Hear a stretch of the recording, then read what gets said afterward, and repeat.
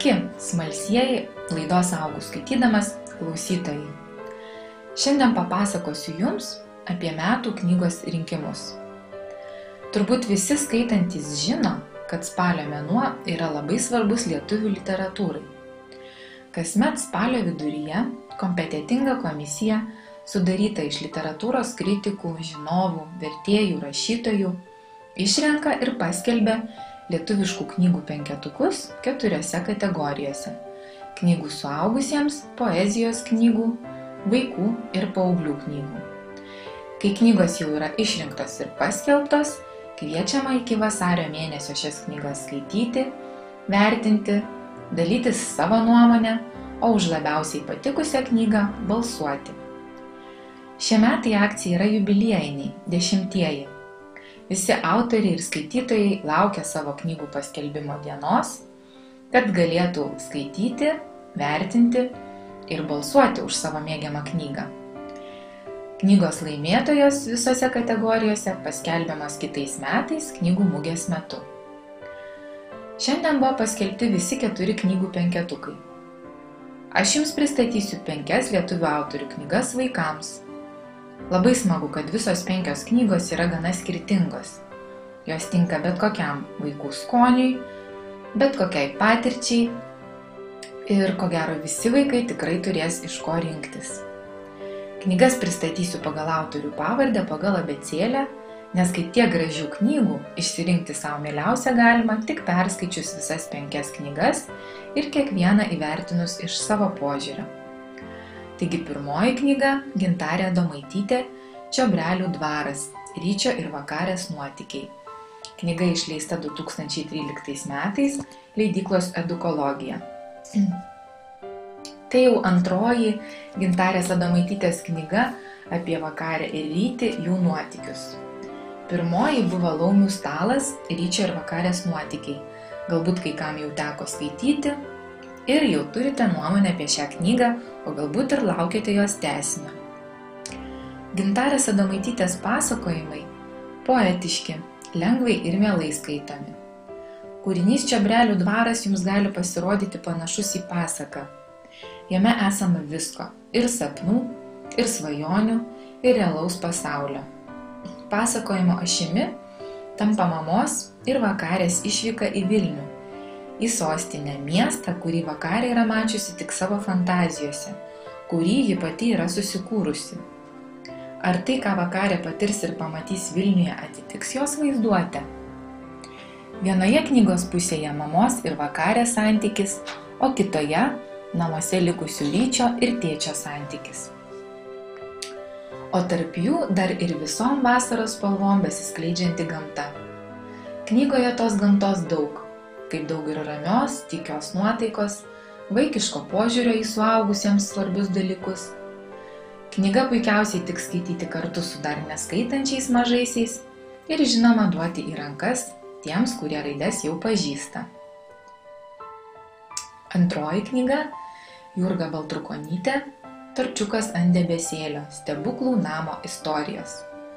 Knyga išleista 2013 leidyklos Alma Litera. Galima sakyti, kad ši knyga yra šeimos kūrinys. Tekstas mamos, iliustracijos tėčio Algio Kriščiūno, o pagrindinės veikėjos princesės Paulos prototipas jų duktė Paula. Knygoje nutinkančios istorijos, šmaikščios ir juokingos, paskanintos vaikiškų įvairių dalykų supratimu. Tai linksma knyga, kupina įdomių veikėjų, tačiau taip pat aptarianti ir rimtus kasdienius dalykus, kurie gali nutikti kiekvienos šeimos gyvenime. Turbūt kiekvienas atpažinsime tam tikras savo gyvenimo situacijas, tad knygą gali būti skaityti dar mieliau. Pati autorė apie savo knygą sako taip: tikiuosi, kad skaitytojai pamils mažąją Paulą bei jos draugus, dinosaurą Mėsėdį, Limpačkiuką ir močiutę, kartu juoksis iš linksmų nuotykių ir atras daug gyvenimo stebuklų. Tėvai dažnai skuba išmokyti vaikus skaičiuoti, šokti baletą ar pasisveikinti prancūziškai. Tai nuostabu. Tačiau rašydama šią skanią kaip Torčiukas istoriją, norėjau, kad tėvai ir vaikai mokytųsi tiesiog būti laimingi. Taigi ir mes siūlome šalia kitų laimės receptų išbandyti ir šį. Trečioji knyga – Danguolė Kandrotienės Spintos istorijos. Knyga išleista 2013-aisiais leidyklos Tera Publika. Tai jau ketvirtoji Danguolės Kandrotienės knyga vaikams. Ji jau yra gavusi vieną reikšmingiausių vaikų literatūros apdovanojimų Lietuvoje. Tarptautinė vaikų ir jaunimo literatūros asociacija apdovanojo šią knygą Prano Mašioto premiją kaip geriausia 2013 metų vaikų bei paauglių knyga. Taip pat šiemet ši knyga buvo įtraukta į pasaulio vertingiausių literatūros kūrinių katalogą. Šį katalogą vartydami žmonės įvairiose šalyse gali rasti šią knygą tarp kitų vertingų kitų šalių kūrinių. Knyga Spintos istorijos yra supinta iš mažos mergaitės, būsimos pirmokės Emilijos pokalbių su palėpės spintoje gyvenančiais daiktais. Lakiniais bateliais, nosinėmis, dėdės švarku, skėčiu, mamos klasės albumu, vilnoniu megztuku, mamos suknele, plaukų segtuku ir kitais įvairiais daiktais. Spinta priklausė dar Emilijos proseneliai, tad galite tik įsivaizduoti, kokių pokalbių ten vyksta. Galbūt Emilija gali ne tik klausytis įstabių istorijų, bet ir pati jas kurti arba keisti, tačiau tai sužinosite perskaitę šią fantazijos kupiną knygą. Ketvirtoji knyga Kotryna Zylė Milžinas mažylis, išleista 2014 metais leidyklos Aukso žuvys. Tai yra pirmoji grafikės Kotrynos Zylės knyga, kurią ji pati ir rašė, ir kūrė jai iliustracijas. Knygoje Milžinas mažylis pasakojama apie paskutinio Lietuvos milžino Kerniaus kelionę po legendinės Lietuvos vietas. Čia perskaitysite ir apie akmenų lietų, išgirsite kalbančius kalnus bei laumių sutartines. Knygoje yra gana sunku nubrėžti ribą tarp tikrovės ir fantazijų, tačiau pati knyga neatsirado iš niekur. Autorė turėjo jai rinkti medžiagą, susipažinti su Lietuvos legendomis, išklausyti pasakojimų, kurie nėra užrašyti, o sklinda iš lūpų į lūpas. Įdomu yra tai, kad šiai knygai autorė yra sukūrusi ir svetainę milžinas.lt. Joje galite paskaityti knygos gimimo istoriją, susipažinti su literatūros kritikų nuomonė apie knygą, bei rasti puikius kelionių po Lietuvą maršrutus. Jeigu domitės Lietuvos istorija, o savaitgaliai jums neįsivaizduojami be pažintinių išvykų po savo kraštą, tada ši svetainė taps jums tikru atradimu. Svarbiausia, kad maršrutai sudaryti taip, kad bet kurioje Lietuvos pusėje gyvenančios šeimos ras savo tinkamą ir artimą maršrutą. O kodėl Milžinas mažylis, galite paklausti. Į tai atsakysime paties Milžino žodžiais iš knygos Milžinas mažylis. Aš iš Kernavės. Istoriją pradėsiu nuo savęs ir tų dienų, kai gimiau. Tada Lietuvos kraštas dar buvo lygus, vos pora kalvelių, keletas ežerų ir kur nekur lenktyniaujančios jaunos upelės, ką tik te pradėjusios graužtis kelius, plačiomis pievomis ir tankiais miškais. Tėvai man davė Kerniaus vardą, kas, tiesą pasakius, jums mažieji žmonės turėtų skambėti juokingai, nes šis žodis mūsų kalboje reiškia mažaūgis. Tačiau mano tėveliams tai jokio juoko nekėlė. Laikydami mane vos užgimusi ir dar visai gležnutį dideliuose delnuose, jie taip nusprendė ir toks aš po šiai dienai gyvenu. Milžinas mažylis. Tėvai manęs vieno tesusilaukė, nes taip milžinų šeimose buvo priimta. Mūsų kraštas labai mažas ir nors maisto iš viršaus žvelgiant susirasti ne taip jau sunku, bet pilną pilvą prisikimšti, kitų būtybių nenuskriaudžiant, sudėtingiau. Nors ne tik dėl maisto taip susiklostė. Tėvai, kurie su visais to meto žemės padarais stengiasi gerai sutarti, žinojo, kad daug vaikų milžinų šeimoje reiškia ir didelį vargą mūsų kaimynams, mažiesiems žmonėms. Jų dirbamus laukus padygę milžinukai išlakstydavo ir ištrypdavo, o kartais ir pačius žmonės sutrimdavo, ar kaip kitaip bejuokaudami labai nuskriausdavo. Todėl, jei esat girdėję padavimų, kaip milžinas pro šalį eidamas ariantį žemdirbį su visu jaučiu įsideda į kišenę, ar, o siaube, kulnu išmušęs daubą ir į ją nusišlapinęs, vargšą žmogelį tokioje baloje paskandina. Žinokite, kad čia jaunelių darbai ir išdaigos, kurios labai piktindavo jų tėvus ir visus suaugusius milžinus.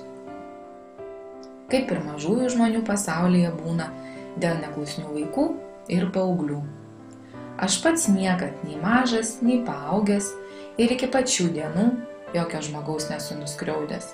Visad buvau smalsus, tad su mažaisiais kaimynais draugavau ir jiems nemažai gelbėjau. Tokį būdą matyt būsiu paveldėjęs iš tėvų. Jie irgi labai šiltai su visais žmogeliais bičiuliavosi. Tokia trumpa istorija iš knygos Milžinas Mažylis ir tikiuosi, kad jums pasirodys įdomu patiems paimti šią knygą į rankas ir ją skaityti. Na ir 5. vaikų penketuko knyga Linos Žutautės Ferdinandas ir Pū. Žygis į Australiją. Knyga išleista 2013-aisiais leidykloje Alma Litera. Lina Žutautė jau puikiai yra pažįstama mažiesiems mūsų skaitytojams. Pirmiausia žinoma dėl jos herojės Kakės Makės. Tačiau patikėkite, Ferdinandas ir Pū, katinas ir šuo, nemažiau žavūs knygos herojai. Šioje knygoje Ferdinandas ir Pū išsiruošė į Australiją. Kokie nuotykiai jų laukia šioje kelionėje, ką jie sužino ir ko išmoksta, sužinosite perskaitę šią knygelę. Tačiau jeigu jums įdomu, nuo ko prasidėjo jų kelionė, paskaitysiu trumpą ištrauką iš šios knygos. Gal maunami pievą pavaikyti drugelių, Pukselis neapsikentęs bandė išjudinti nusiminusį draugą. Arba medžioti musių į sodą. Kokių dar musių, Pū, atsakė Ferdinandas liūdesio persmelktu balsu. Tu net neįsivaizduoji, koks didelis ir platus pasaulis. Ir kokios menkos bei niekingos mūsų dienos nugyventos va taip, vaikant muses. Ir murmėdamas pridūrė, gyvenimas be prasmės. Nei vieno žygdarbio, nei menko lopinėlio pasaulio. Kieno lopinėlio? Nesuprato šuniukas. Pasaulio, Pū. Jei nepamatysim bent mažyčio lopinėlio pasaulio, kuriame kasdien atliekami žygdarbiai, mūsų pačių gyvenimas amžiams neteks prasmės. Pavyzdžiui, tas lopinėlis galėtų būti, kad ir Australija. Ferdinandas įkišo leteną į slaptą plyšelį fotelyje ir ištraukė dailiai perlenktą popieriaus skiautę. Atsargiai išlankstė, tai buvo lapas iš geografijos atlaso. Jame žaliais, geltonais ir rudais plotais nuspalvintas driekėsi Australijos žemynas. Pukselis apuostė popierių ir nustebęs pažvelgė į katiną. Kam tau ta Australija? Argi žygdarbiams reikia kokios nors ypatingos vietos? Nieko tu nesupranti, Ferdinandas suraukė nosį. Ir nieko tu nesuprasi. Ar bent žinai, kodėl mane pavadina Ferdinandu? Ne, ogi todėl, kad aš gimiau žygdarbiams ir atradimams, kaip didis keliautojas Ferdinandas Manegalas. Todėl, kad mano gyslomis teka žygdarbėjo ir atradėjo kraujas. Todėl, kad, o aš sėdžiu čia, pasaulio užkampyje ir nieko be mūsų medžioklės ir drugelių vaikymo nematau. Nejau nesupranti, Pū, kad šitaip miršta neatrasti genijai, šitaip slopsta permainų vėjai, šitaip, Nesuprantu, atrėžė šuniukas. Pukselis jau virto beveik suaugusiu šunimi. Tiesa, ūgiu vis tiek nepranoko Ferdinando, bet tvirtą beveik suaugusio šuns nuomonę jau mokėjo išsakyti. Jei taip, tai ko rioksai čia dienų dienas prie šito zirzalo, kada paskutinį kartą buvai nuėjęs toliau nei iki Kievos pakraščio? Eik į pasaulį, dairykis, gal kam reikia padėti, gal kas šaukėsi pagalbos, štai tau ir žygdarbis. Vis tiek tu nieko nesupratai, Pū. Ferdinando ūsai nukaro žemiau nei bet kada. Žygdarbių šiaip savo niekas neieško. Žygdarbiams atlikti reikalingas ypatingas šansas, palankiai susiklosčiusios aplinkybės, tinkamas žvaigždžių išsidėstymas ar bent jau speciali proga. Pavyzdžiui, Ferdinandas Maleranas pirmas apiplaukė laivų Žemę ir visiems juo netikėjusiems mulkiams įrodė, kad Žemė apvali. Tokį atradimą galima padaryti tik turint ypatingą šansą. Džeimsas Pukas irgi labai žymus keliautojas, nepatingėjo pirmas atžymėti naujai atrastą salą. Tik pamanyk, čia tau ne miestelio aikštę atžymėti, kaip jam turėjo paskausti koją. Ir aišku, kaip diena, tuo metu žvaigždės tam buvo pačios palankiausios. O ką jau kalbėti apie Vaską su guma? Jis turėjo specialiausią progą pirmutinis nuplaukti į Indiją. Ką padaryti pirmas galiu aš? Kur mano šansas, aplinkybės, žvaigždės, kokią aš turiu progą? Jokios ir taškas. Tai gal tą progą galėtumei kaip nors gauti? Sujaudintas audringos katino kalbos pasiūlė Pukselis. Žinok, Pū, tokia proga pasitaiko tik kartą gyvenime. Ir kai aš ją gausiu, tu apie tai sužinosi pirmas. O ar Ferdinandas gavo šią progą, sužinosite perskaitę Linos Žutautės knygą Ferdinandas ir Pū žygis į Australiją.